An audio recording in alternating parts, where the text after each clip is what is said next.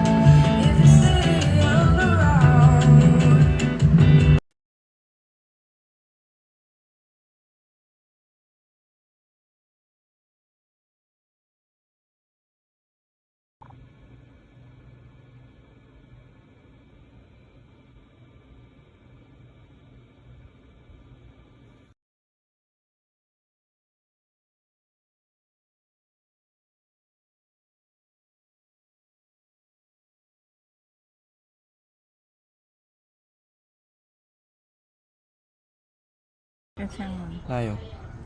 เดี๋ยว